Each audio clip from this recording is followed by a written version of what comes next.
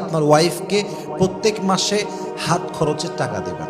বইয়ের জন্য খরচ করলে আল্লাহ আপনার রিজিকে আরো বেশি স্বচ্ছতা দান করে। বইয়ের জন্য খরচ করলে আল্লাহ আপনার জীবনটাকে একদম বরকত দ্বারা ভরপুর করে দিবে। সুবহানাল্লাহ পড়ুন সবাই।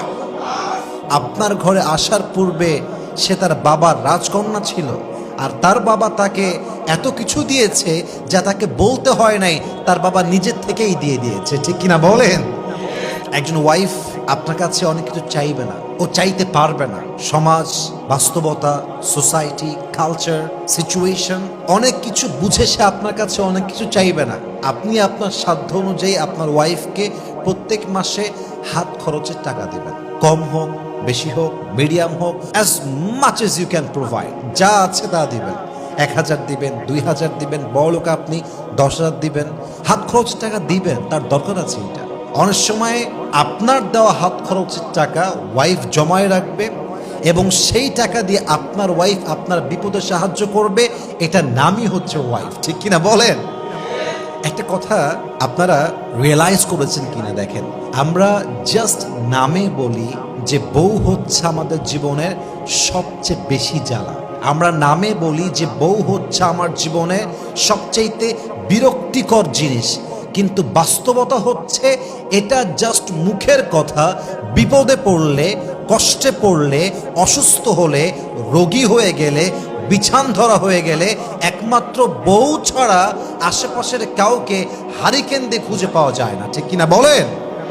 তা আপনি যদি আপনার ওয়াইফকে হাত খরচের টাকা দেন, এটা আপনার জন্যও লাভ, তার জন্যও লাভ। কখন কোথায় লাগবে, কেমনে লাগবে, এটা কে জানে। অতএব ব্যক্তিত্ব বোধ হচ্ছে দিবেন। আচ্ছা, আমি বলছি না লাখ টাকা দিবেন, আমি বলছি দেন, 1000 দেন, 2000 দেন, বাট তাকে একটা হাত খরচ দিবেন।